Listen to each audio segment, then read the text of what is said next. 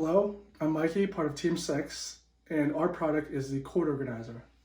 Today I'll be covering numerous topics of our product, such as the problem our product solves, customer needs, concept generation and selection, mitigation of product failure, and finally the fabrication of our final prototype.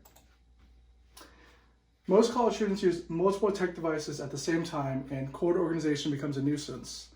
With a larger number of educational institutions expanding their online learning programs and classes and assignments moved online, students are using technology more today than ever. Students are now using laptops, iPads, and iPhones all at the same time, and with more technology comes more cords. The purpose of the cord organizer is to decrease the clutter associated with the cords and be a mobile device that helps students with organization. An organized workspace then facilitates a clear thinking mind.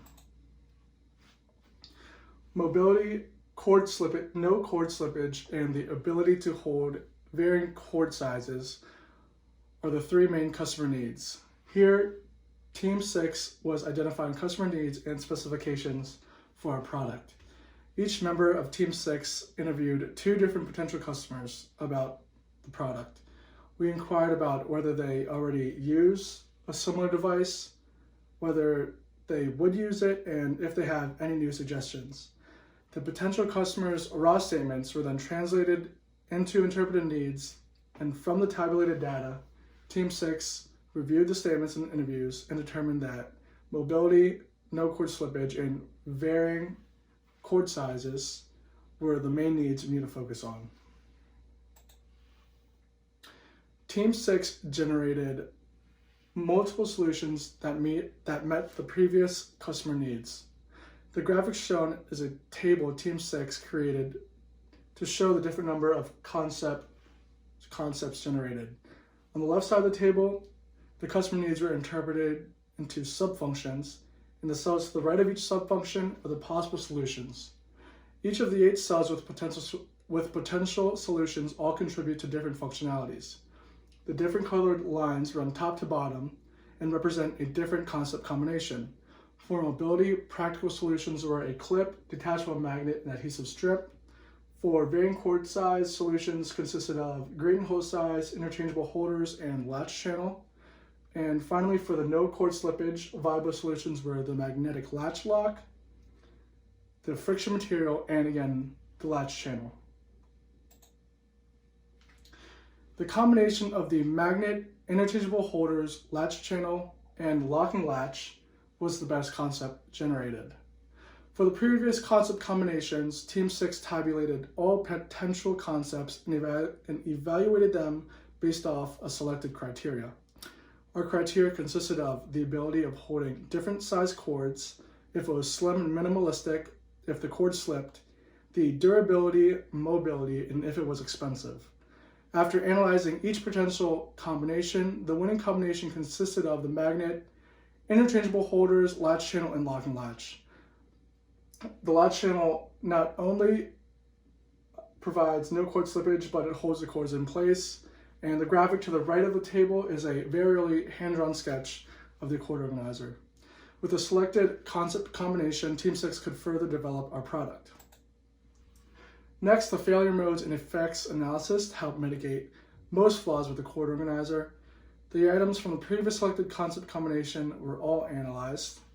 When determining potential failure modes and effects, the team used stress analysis, experience, and engineering judgment to determine severity.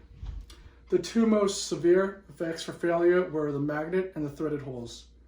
Failure modes of the magnet were that the magnet shears off from the device and the magnet field not being strong enough. The detection was through accelerated testing of the magnet and trial and error. Viable solutions include a thorough magnet numerical analysis of having a strong enough magnet and proper adhering to the device. The threaded feature is the other item that was severe.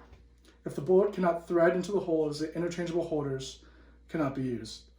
Possible solutions include ensuring the product is machined properly or physically installing heat-set threaded inserts into the plastic material. This table not only helps with mitigating flaws, but being an ethical engineer, we wanted to give the highest quality product to our consumers. The shown CAD model meets all of Team 6's requirements. These CAD models were created using Siemens NX, allowing for a model to be easily 3D printed. The CAD model consisted of 9 different parts, and these screenshots are the fully assembled model. Main components of the assembly include the bottom base plate. The base plate has an embedded magnet pocket between the base plate and the cord base. The magnet here is difficult to view, but I will get into that component later. Next is the cord holder, which was this component. The cord holder attaches to the top base plate via 4 screws on the bottom. And next is this top latch, which is connected through a pin, allowing for easy rotation and clamping. There are also 2 embedded magnets within the latch and the cord plate right here, which allows for clamping down the cords. Finally, we have the interchangeable holders, which are right here. These allow for varying cord sizes and with different diameters, and these holders are set in place via the top set screws.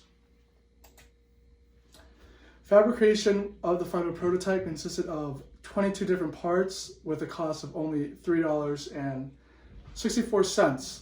Following the assembled CAD model, here's an exploded engineering drawing with all parts. Each part is numbered and corresponds to the bill of materials, part numbers here and right there.